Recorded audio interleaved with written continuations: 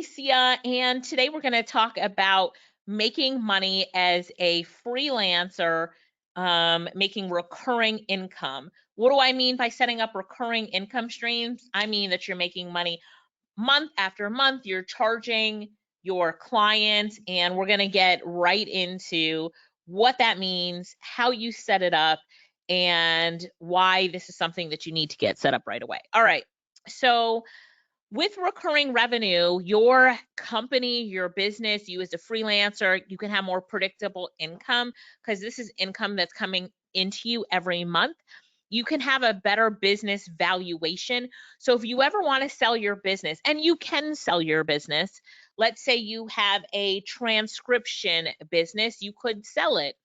But to get the best business valuation, they want to see how many customers you have, how many potential customers you have, name and email addresses of people that are interested, and they want to see your income. And then if you have recurring income, meaning you have $10,000 a month coming in every month from these clients, they know that when they buy that business, it already will be generating income without them doing anything if they run it like you ran it. Understand? You'll also have a higher lifetime value of the client. So let's use transcription as an example. If your client is a podcaster and they want all their episodes typed up, which is what transcription is, and they come in and they hire you once off to do it, well, the lifetime value of that client might be $150. But if they're on a monthly retainer, now the lifetime value of that client could go all the way up to $5,000, right? So there's a big difference between a lifetime value of a client when they're one off, between the lifetime value of a client when they pay you monthly.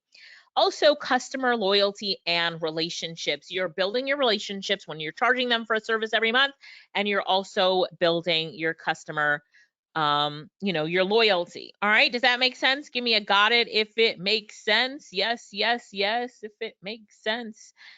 All right, so let's keep going. What I'm going to do now is I'm going to talk a little bit about what recurring income is, and let's dive into it a little bit deeper. So one thing is standard subscriptions, and this is what you would think about with a magazine subscription. Have you ever had a magazine subscription before, or paid for? I like a magazine subscription because it's 1 year. Like, they're going to charge you for 1 year, and at the end of the year, you have the choice to renew or not. That's kind of a standard subscription. The subscriptions I like are ongoing auto-renewal subscriptions, Netflix, Hulu, your gym membership. It continues until you cancel it. Service retainers, it's usually a predefined number of work that you do service, like the word service. So hours worked, projects or updates completed.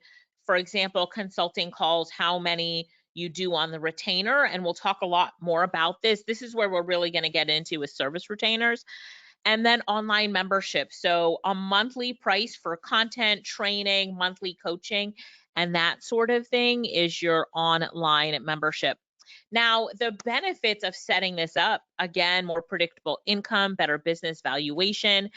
So a tip I have is to get hard contracts. One thing that I do in my business, in my agency, is the clients that I have, they actually sign contracts for, let's say, 2 or 3 years. So if I'm going to sell my business, the owner says, not only do you have recurring income, but you also have hard contracts where these clients are contracted to stay with this agency.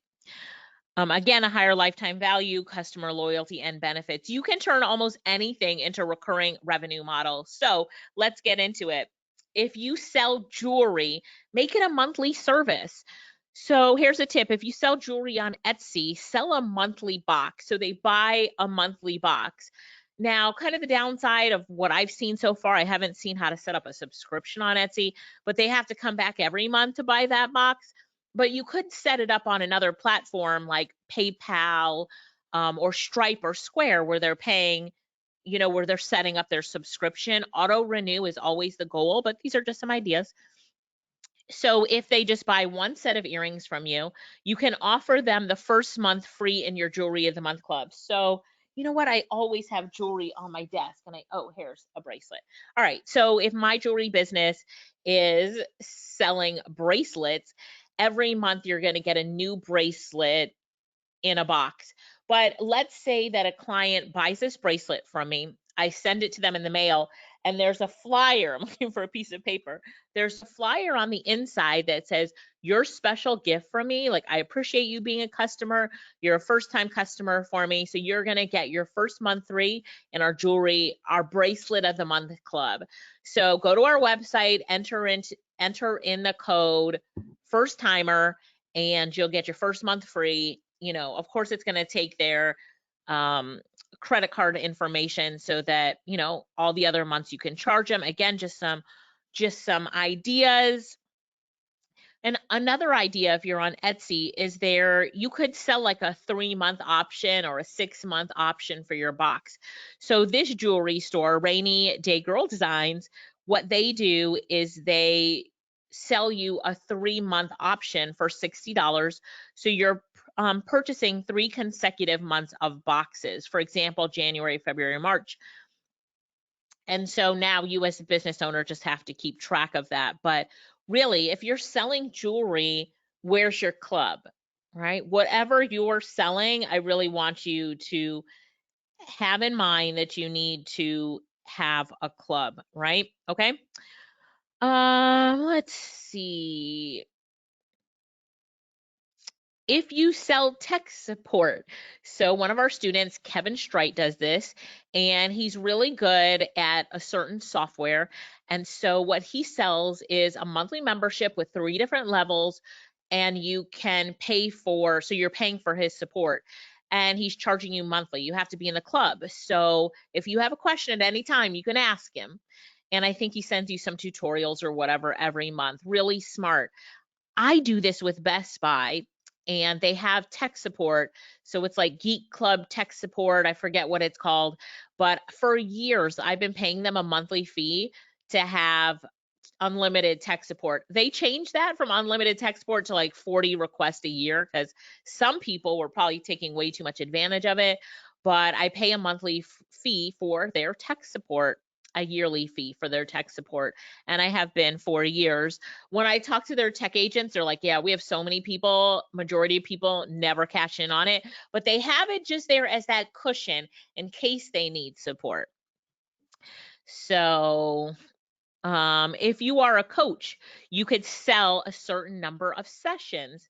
So what you're selling are sessions with you. So maybe every month you're an accountability coach and they have one weekly 15-minute check-in session with you for $4.97 a month, right? So you're selling a certain number of sessions. Bookkeeping is an easy one. It's a monthly service. People need bookkeepers to manage their business. I pay my bookkeeping service a monthly fee. So that's an easy one for everybody to think about. Being a virtual assistant, you can sell a service retainer. So for example, it's $4.97 a month for a certain number of hours. So if you're a virtual assistant, sell a service retainer. So you're going to tell your clients, look, I've got a special package where I'm going to charge you $4.97 a month for this many hours, and you can use them, you know, any time of the month when you need me. This way you don't have to pay for each project, and I'm here for you in an easier way, in an easier fashion. I'm your virtual assistant. And then you get a multiple clients so that you build up the total income that you're receiving. So for transcription service, you could sell a certain number of audio hours per transcription per month for a certain amount of money. So I could tell a podcaster, okay, I'm going to transcribe 2 hours or up to 2 hours for you every single month for $150. But if you bought it one off, it would be $250 if you added it up, whatever, you know what I'm saying? So it's a discount to do that. If you had a graphic design service, you could offer a monthly service. So let's say you want to do whatever, Instagram graphics, you could charge them a monthly fee for their Instagram graphics and be like, every month I'll give you 20 Instagram images. This example on your screen is Design Pickle, and what Design Pickle does is they have different levels of service for the graphic design that you need done. It starts at $4.99 a month and it goes up to $16.95 a month. So you're buying a certain amount of graphics to be done every month. Now, look at how they change their pricing. I always recommend tiered pricing. So I want you to write that down. Have tiered pricing. Some of the things that you need to think about in your tiered pricing is everything is in your premium service, half of it or a little bit more is in your pro service, and in your starter package it has the least amount but is good for someone just getting started with you. Also, if you look at Design Pickles right here, do you see in the featured section, it really highlights what's featured at the different levels. So it's a 1-day turnaround for the starter plan, but it's a same-day turnaround for the pro and the premium. So that's something to think about as well. Social media marketing, another easy one. Obviously, if you're managing someone's Facebook account or Twitter account, they need you to do that every single month. So think about if you include graphics with that, or they have to send you the graphics, because you could upsell them into, graphics done for you as well. So all of that works. Let's see. All right. And then social media images, I gave you that example, like somebody hiring you every month to do Pinterest images. Video editing, you could charge a monthly fee to do a certain amount of hours of video for your clients. And now you've got a few clients hiring your video editing service. And then just even content. Some of you are writers or you want to put out different content, you're creatives. So you could have a monthly printable service. So you create these different printables in a niche that your clients can get and they can probably reuse, like you want to give it to them in a fashion that they can reuse it for their business. So let's say it's printables for coaches, for life coaches. So every month they get 20 printables that they can use in their life coaching business and create those printables in Canva so they can add their logo and change them up. Get it? The next thing, or it could be coloring pages in your niche. You could do something for teachers where it's lesson plans or activities, like sky's the limit. You could do it for Sunday school for kids where every month you're delivering 20 printables. The next thing is monthly PLR service, private label rights service. So every month you give them a new piece of content that they can put their name on it and give it away or sell it, something like that. So think about the niche. So for example, if you are in the, let's see, monthly service, any niche, the health and fitness niche. So you're selling an ebook, you're doing like monthly ebooks and free reports and stuff for coaches in the health and fitness niche. They buy it from you, they edit it, and they can give it to their members. Monthly landing pages, if you're that web guy that's doing, or web girl that's doing templates for different landing pages in different funnel building systems, charge a monthly service for that. Monthly emails delivered to your inbox. So let's say you're a copywriter and you want to write emails. Well, you can tell people, if you join my program every month, I'm going to send you 3 sets of email sequences that you can edit and use in your business. So you'd want to create those in like Google Docs and share your Google Doc in a way that they have to do file, make a copy, and they can edit it. So you're just creating it once, but all of your customers could edit it, right? So yeah. Monthly, so every month you could, so let's talk about podcasters again. You could say, I'm going to give you PR resources to get your podcast out there. So every month, so 1 month you feature this type of service, a Facebook group where podcasters get to connect. Another month you're going to feature a website where journalists are looking for podcasters they can connect. So you're giving them like a free report or a training or a newsletter every single month. Okay, so hopefully you're doing good. Yes. Woo, hopefully you're doing good with this so far. I know it's a lot to take in, but all you have to think about is, what am I going to charge monthly for? And make that work. Okay. So here's some sticky tips. If you're worried that your client may cancel because they aren't using all the hours or tasks in your monthly plan, do this. Number one, offer rollover. It can be a percentage of the it can be a percentage of the unused that gets rolled over. So let me see. People don't want to cancel and lose their built up rollover. So let's say that you have, okay, so for example, my phone company, every month back in the day when there wasn't unlimited, every month when I didn't use up all of my data that I paid for, it would roll over to the next month. And I built up this huge stockpile of data. Now, if I changed phone service carriers, I would lose my stockpile, right? Another great example would be, let's say, your Instagram service. So let's say that you do 20 images a month, but every month they have to tell you what they want. And one month they forgot, the next month they didn't want anything promoting. So what you're saying is, all right, what you didn't use, 50% of the unused images are going to roll over to the next month. So now you tell them, well, you have a stock file of 60 images to use whenever you want them. So they don't want to lose that stockpile that they've built up, that rollover. So they hang on with you because they don't want to lose it. If they cancel, they lose all their rollover. The next one is you can transfer unused hours or tasks into credit. So you call it a credit system. It's the same thing as rollover. It's just another way to word this.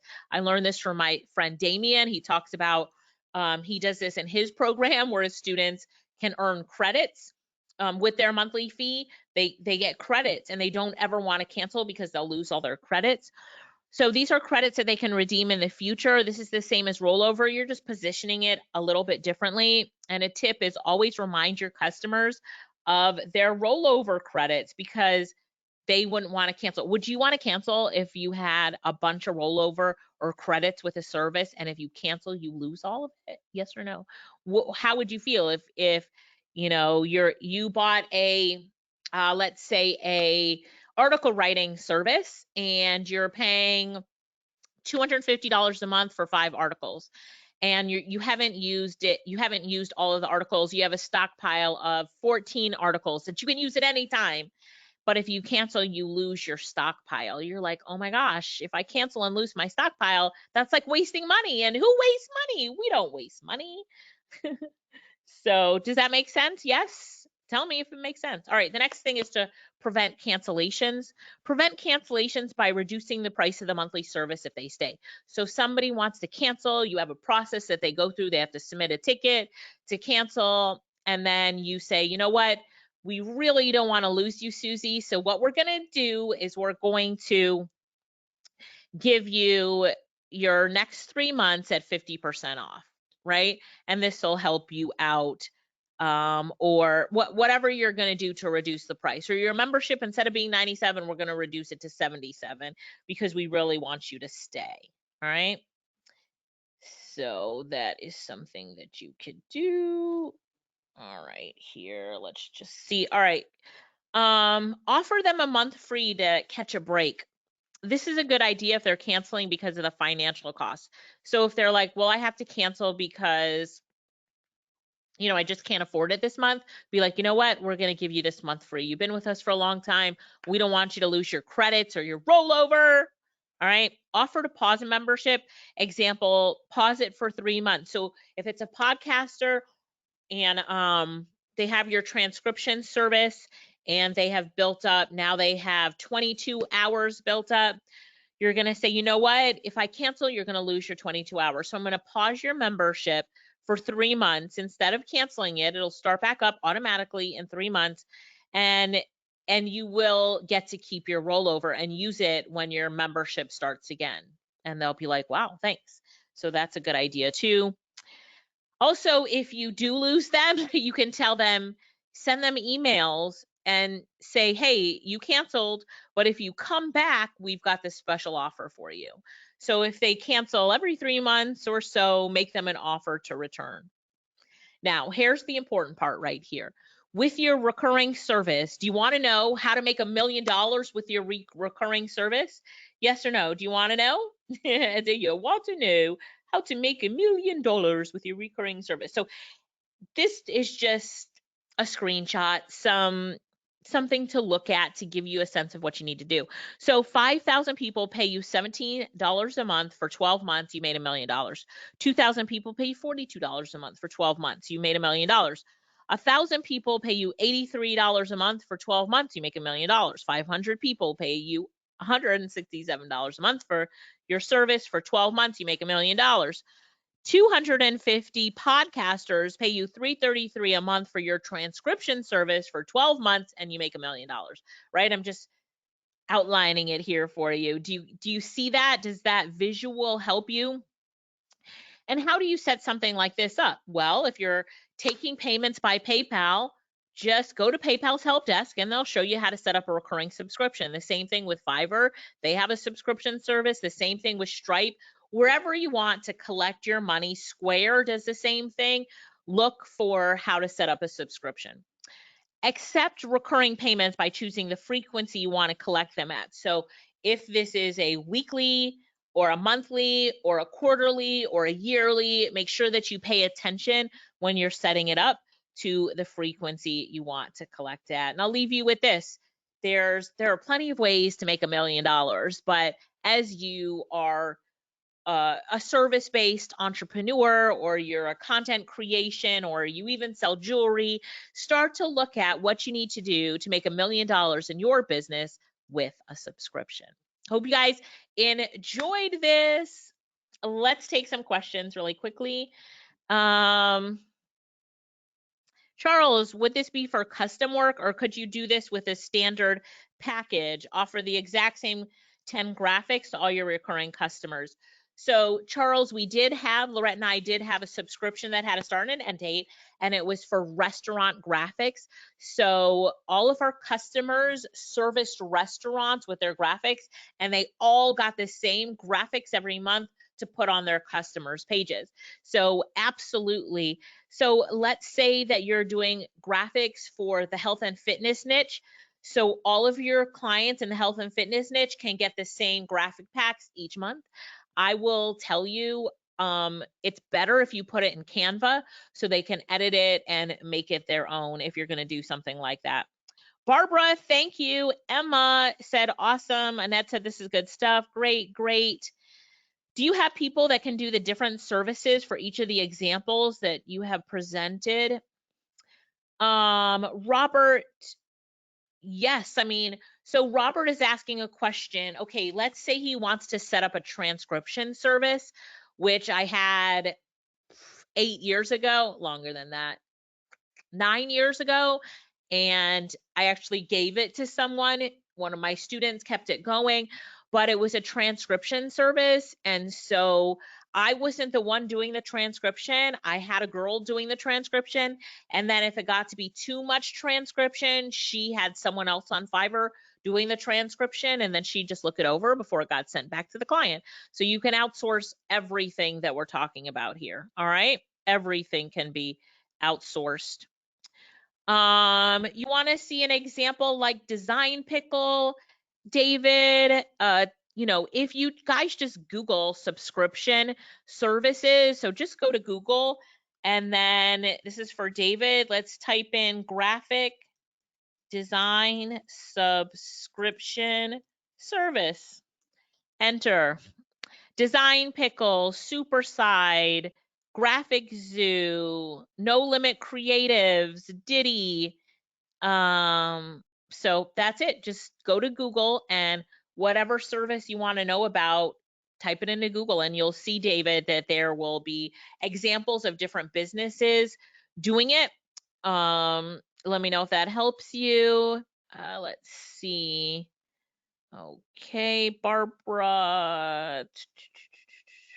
Oh, that's for April. So let me see. Any other questions? Type your questions into the chat. Let's see.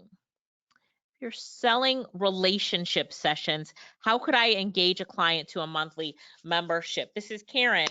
So this one is too easy for me, Karen. So on your first service that you are doing with them, let's say you get the client from Fiverr, Upwork, Guru, Freelancer, and they sign up for a relationship session.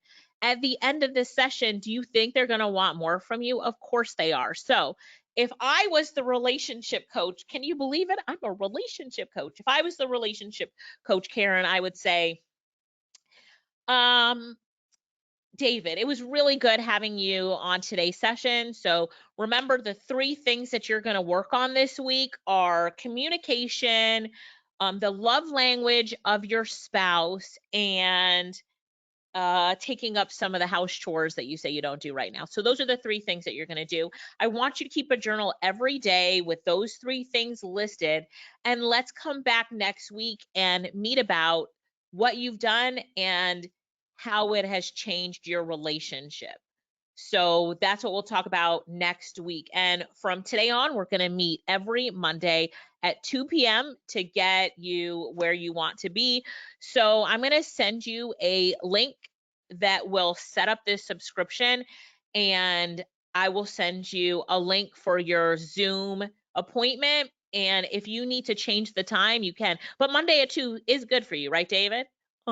Okay, great. So I'll see you Monday at 2's. In fact, you know what? We can just get the subscription set up right now. Here's the link. Go ahead and sign up. He signs up. Let me make sure I see it on my end. Okay, I see it on my end. All is good. And I look forward to seeing you at the next session. Do not forget to do your homework because I'm going to ask you those questions. All right. Um, Anybody else? Okay, Karen said makes sense. Anybody else have a question about their niche?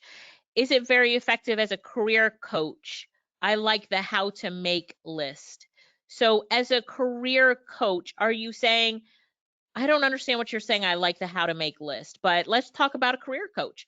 So let's say Deborah is coaching Amy on her career. And right now, Amy is in the financial sector. She is a teller at the bank, but she wants to be a manager. Then she wants to do mortgages and loans. I don't know why I picked a sector I don't know anything about. But so the first thing that Deborah does is she talks to Amy. Okay, Amy, you need to take these courses on bank management, right? So you need to take all these courses on bank management. Here's the first course. Here's your homework. Also, I want you to ask your bank manager if you can volunteer to shadow her and help her with any of the services that she's doing when it's slow time, or tell her that you want to have a varied lunch break, and on your lunch break you want to shadow her to see what you can do to help her. So now Deborah is coaching Amy, and then Deborah says, okay, Amy, we're going to meet next month, talk about your progress with the course, talk about how your meeting went with your bank manager, and then the next level that you need to get to. And then so next month's meeting comes, they talk about it, and then at the end of that session she's like, all right, so, what we're also going to talk about is really learning the mortgage sector. So I found some courses online or videos online that I want you to go through to really learn, right? So Deborah's coaching her every single month and charging her a monthly fee for her career coaching program. All right. Got it? Got it, Deborah? Deborah says, wow, thanks for the tip. This will help.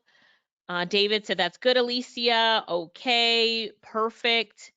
Barbara said, besides just Googling podcasts to offer transcriptions, do you have specific ways you recommend that worked well for your business and that of others?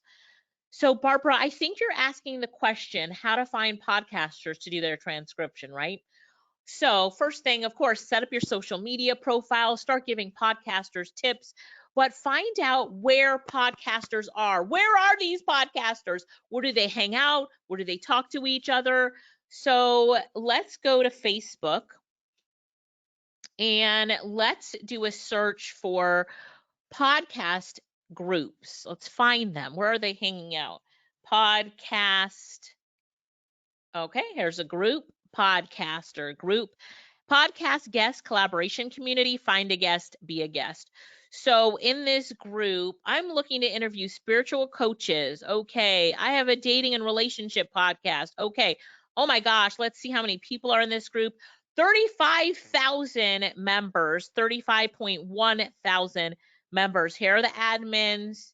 I have 157 people in this group because I teach my students to get in this group. So, so these are some of the people that are new to this group. So I can go to Lucy's page. She doesn't have any new post in here, but I'm going to click on these three dots, view her main profile, and I can start commenting on her stuff if she talks about her podcast stuff anywhere here. But this is how I can connect with some of the members in the group. Something even easier to do, they have a files section in here. So create a file that are tips for podcasters. So if I was doing it to try to get podcasters, I would create a 10 steps to repurpose your, like 10 ways to repurpose your podcast content. And then way number one would be like, transcribe your podcast and turn it into a blog post.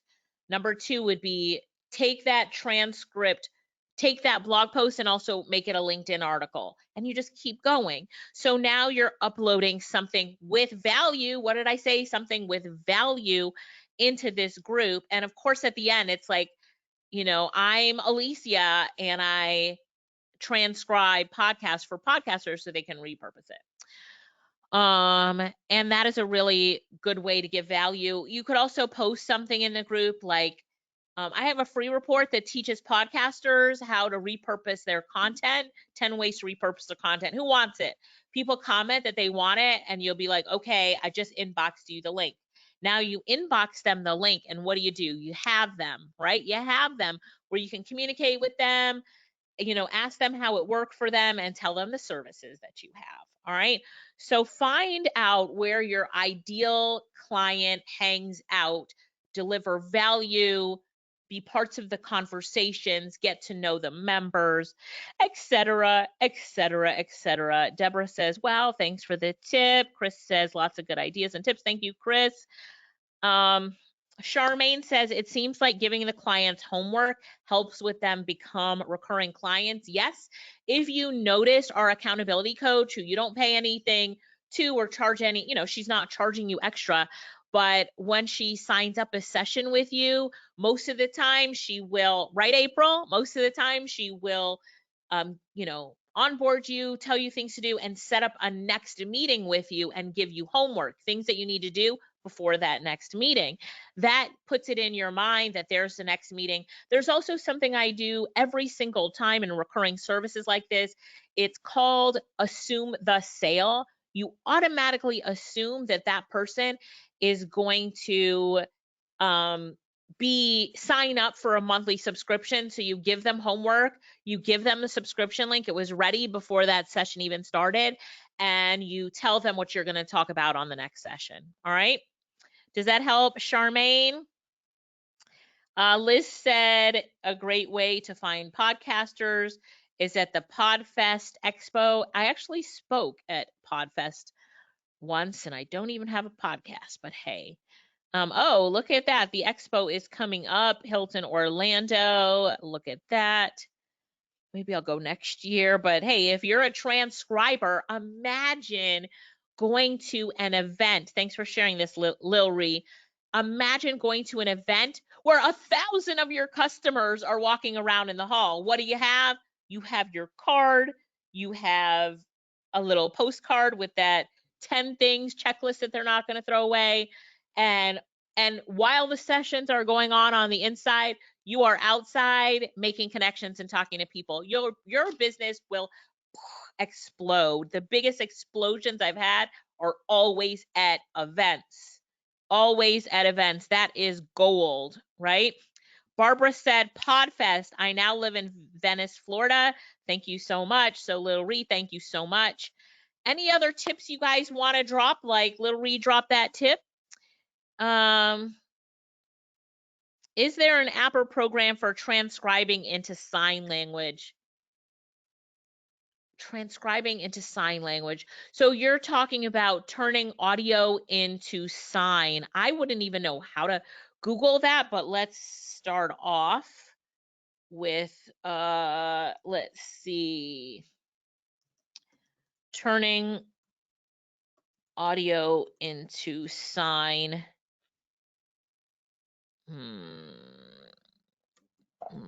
Oops, sign. And does anybody know the answer to this while I'm Googling? ASL translator, a tool for the deaf, sign speak. So it looks like there are how to translate the spoken word into sign language, hand talk app, sign language translator.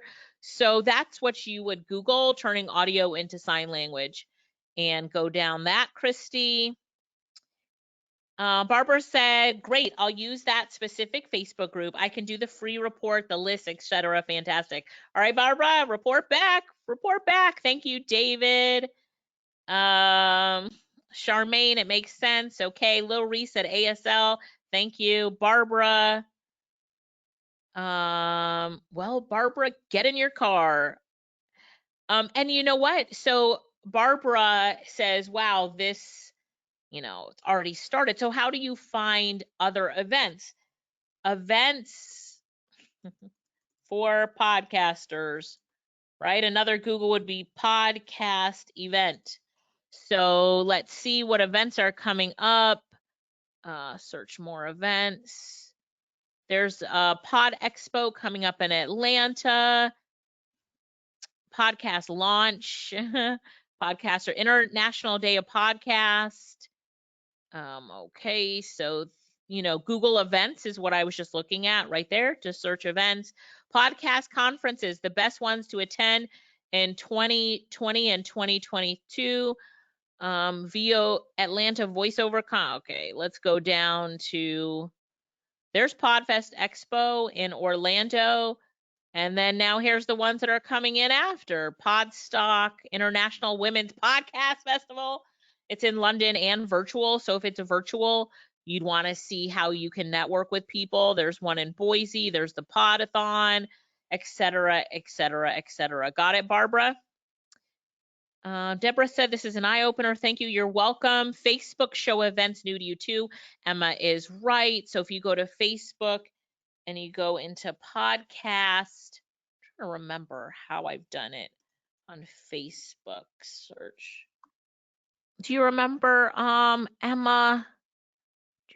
Oh yeah, at the bottom it's events.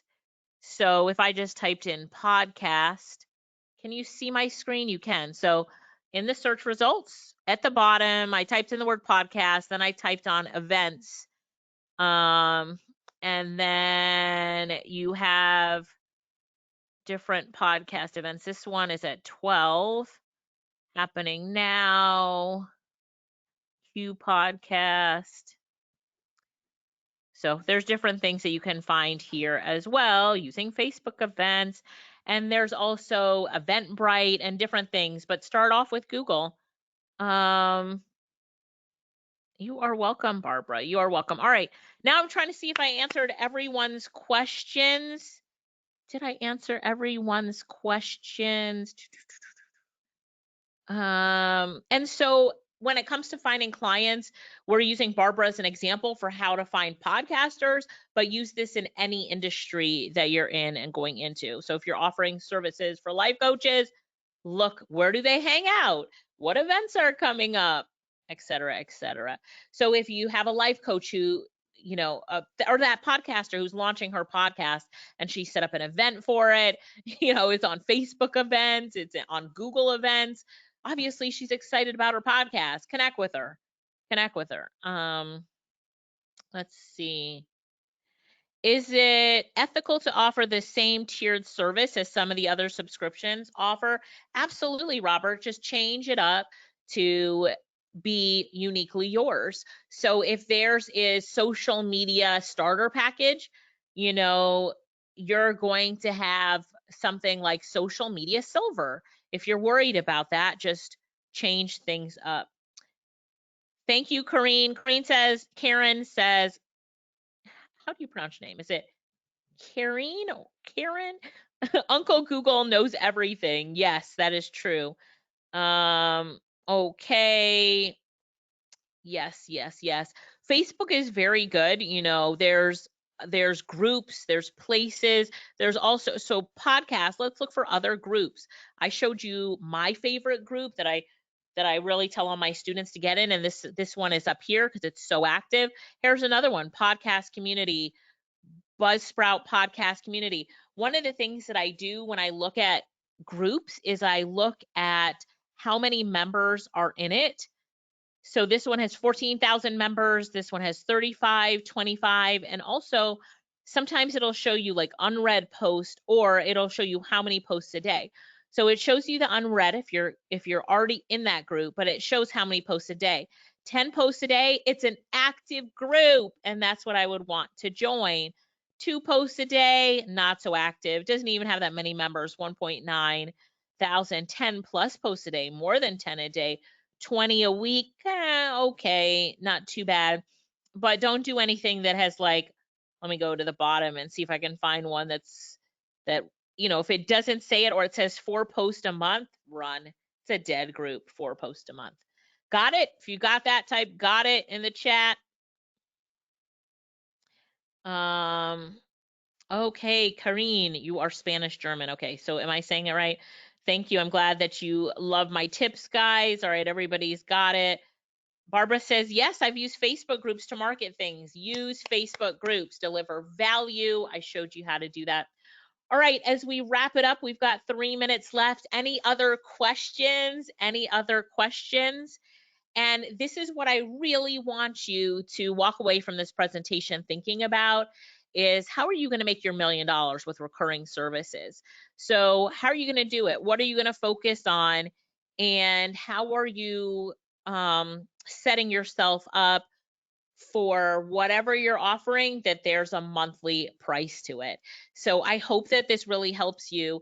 And I hope to see all of you set up a recurring service. One of the things I love most about recurring services is I know approximately how much money I will make next month, or how much I can estimate how much I will make in a year. If you've ever thought about building a business for the purpose of selling it, recurring should definitely be in that business model. Again, I mentioned this before, but a new business owner, a prospective business owner, like, you mean I'm buying a business? So let's say I'm buying a journals business, and every month, every client gets a new journal, and you have 2,000 people paying $42 a month for their journal and their fancy pens that come with the journal and their jar or whatever it is, right?